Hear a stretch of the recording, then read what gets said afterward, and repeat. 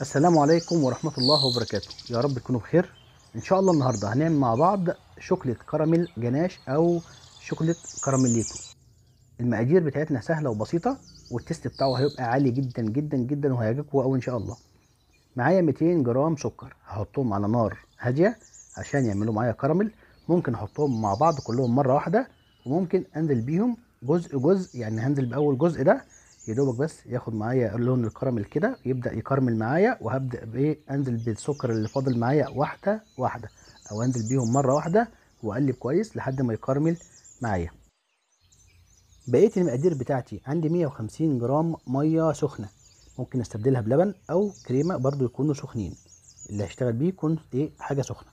وعندي 25 جرام زبدة بدرجة حرارة الغرفة، وعندي 100 جرام شوكولاتة ميلك، وعندي 100 جرام شوكولاتة بيضة.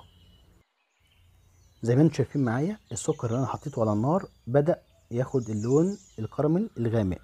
هقلب وبعد كده هنزل بالسكر اللي فاضل عندي واقلب لحد ما كله يبقى كراميل عندي، يعني ايه لونه مغمق شويه غامق شويه. وهستنى لحد ما كل السكر بتاعي يفك معايا خالص. بعد كده هنزل بالميه السخنه، 150 جرام ميه سخنه، ما تكونش ساقعه عشان لو ساقعه هتعمل معايا كلاكيع وهتبقى في مشكله معايا. وبرده لو لبن او كريمه لازم يبقوا سخنين يا جماعه عشان ما يكلكعش معايا او يفصل معايا، تبقى سمنه كده على الوش وشكله مش هيبقى لذيذ خالص. هقلب لحد ما يفك معايا خالص التكتيله اللي حصلت دي طبيعي مفيش مشكله خالص، لحد ما تفك معايا خالص الكلكعه اللي حصلت دي او التكتيله اللي حصلت معايا دي. بعد ما التكتيله فكت معايا خالص هبدا انزل بالشوكولاته بتاعتي، الشوكولاته البيضه والشوكولاته الميلك 35%، شوكولاته ميلك 35%. وزي ما قلت لكم النار تكون هاديه قوي، النار تكون هاديه قوي لما انزل بشوكولاته، يا اما اعملها على حمام بخار لو انا خايف ليها تلدع مني، يا اما النار تبقى هاديه خالص يا اما اعملها على حمام بخار.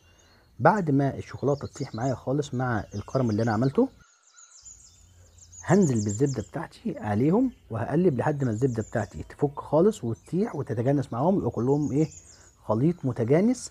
هبدا اجيب بوله ومصفى وهصفي الشوكليت كراميل بتاعي وهسيبه لحد ما يبرد، وبعد كده اشتغل بيه هيتقل معايا بعد ما يبرد.